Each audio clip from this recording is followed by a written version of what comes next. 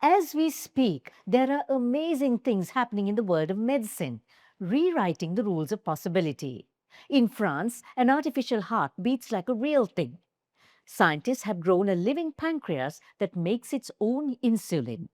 A 3D printed cornea has restored sight. And in Japan, researchers have erased the extra chromosome linked to Down syndrome in lab cells.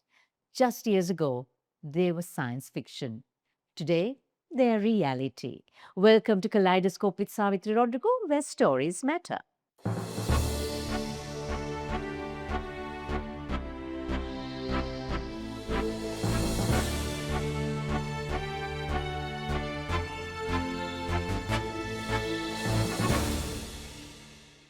From the Kaleidoscope studios, Ruchi Sharma, Jehan Aloysius, and a quick look at the news headlines in News in a Blink.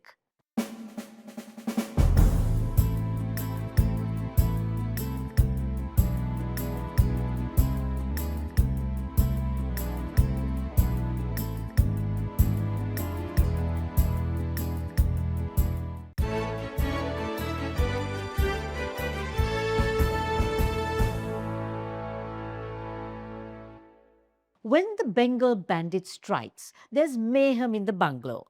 Writer, director, and actor taking on the role of Papa lets the cat out of the bag right here on Kaleidoscope. Here's Jehan Aloysius. Bengal Bungalow is a wild comedy, and we've got wild characters on stage, but we've got a wild bunch of comedians and actors who are playing these roles. We've got established actors and actresses such as Roshni Bond and Dion Nanakar, but we've also got newcomers such as Harshit Karnaratna and Adil Osman and Moen Pereira, all playing these wonderfully fabulous characters on stage. Some rehearsal scenes as Center Stage Productions celebrates 25 years of producing groundbreaking original works for English theatre in Sri Lanka.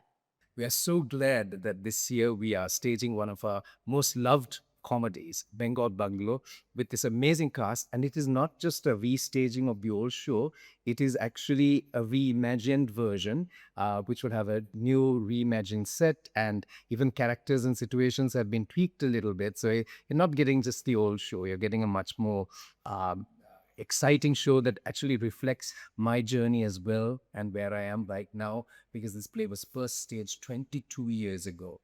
At the Lionel Went this weekend, get your tickets soon. On YouTube, Facebook, Instagram, and LinkedIn, Kaleidoscope brings stories that matter. Follow, subscribe, and stay connected. Week after week, Kaleidoscope is powered by SriLanka Live, CDB, and The Daily Morning, partners who drive these journeys forward.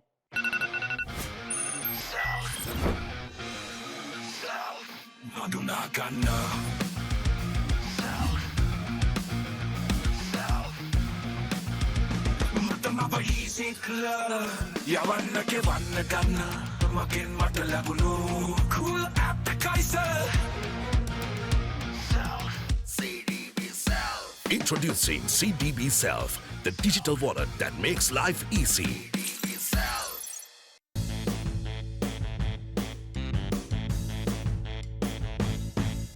Here's the past week's headline-making stories only on CDB News in a Blink. Sri Lanka's overall rate of inflation increases to 6.8% in June from May's 5.5%. Affirming significant progress in stabilizing the economy, the World Bank backs Sri Lanka's reform agenda with $150 million to drive growth and resilience. The ADB approves $200 million as emergency assistance for Sri Lanka's Ditwa recovery and reconstruction.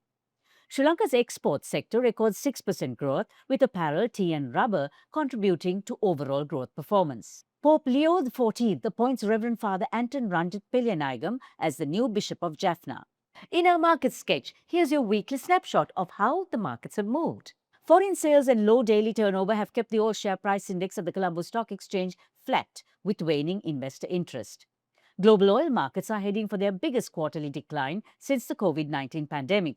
Oil prices have fallen to pre-Iran war levels as tanker traffic resumed through the Strait of Hormuz. A strong US dollar has pushed gold prices down to $3,975 per ounce, a drop of 11.6% over the last month. Tennis star Naomi Osaka wows Wimbledon by wearing a kimono on day one, inspired by a character in Kill Bill. Kate, Princess of Wales completes Britain's 3 Peaks Challenge to raise money for the cancer hospital.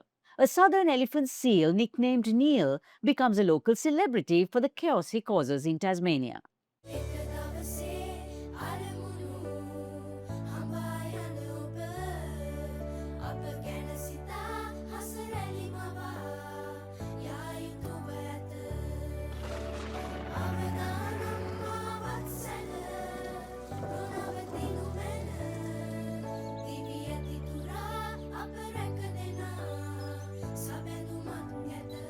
You focus on your goals. We will take care of the risks. SriLanka Life.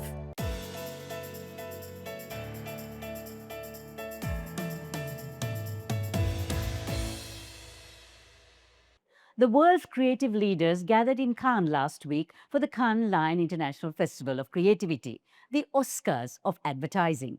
This is where groundbreaking campaigns are celebrated and global trends are set.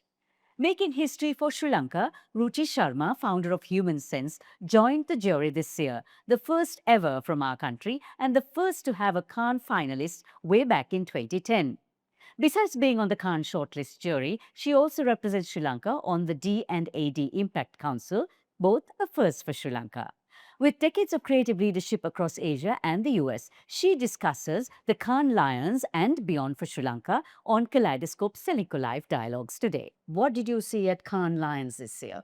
I was on the film's jury and doing the shortlisting for it, of course, and I was just absolutely amazed and relieved that definitely creativity is still alive. Thank God for that.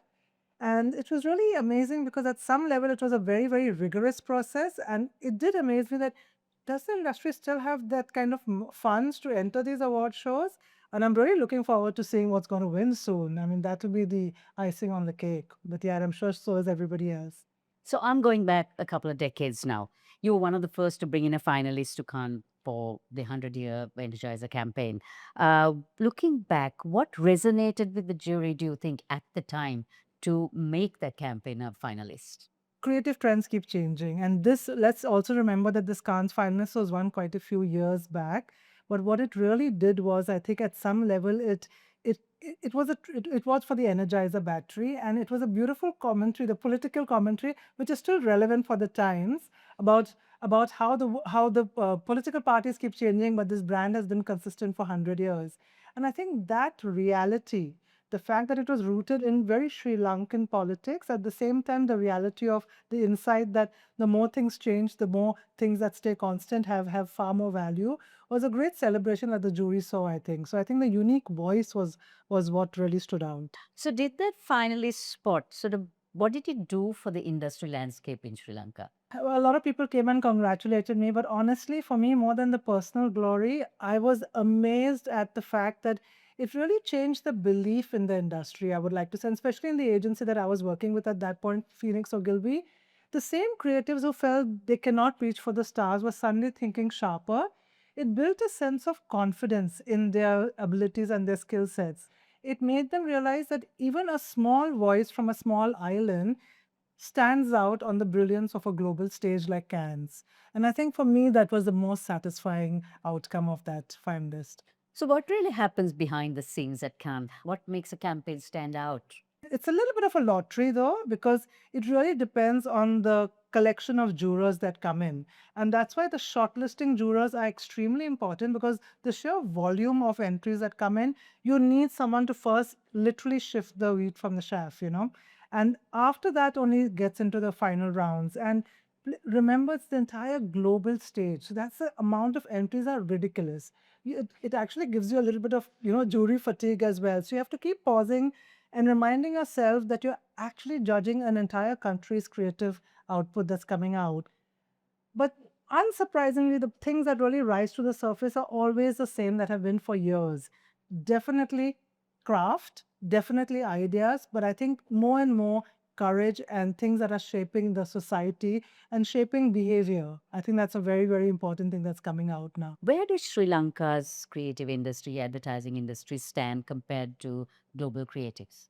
I really feel like the Sri Lankan industry underestimates what it's capable of.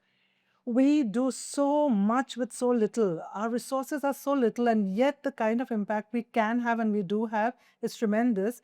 And I'm constantly giving this motivation speech to the industry because I really feel like very often everyone's trying to ape the West. And I think what is really standing out now is different perspectives, diversity of perspectives, and of smaller countries having a larger voice and getting amplified.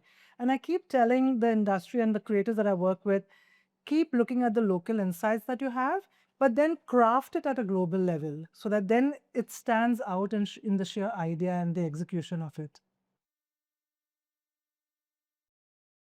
That's a curtain call from Kaleidoscope this week, but do pop over to the liner event for some Bengal Bungalow Mayhem from tomorrow onwards.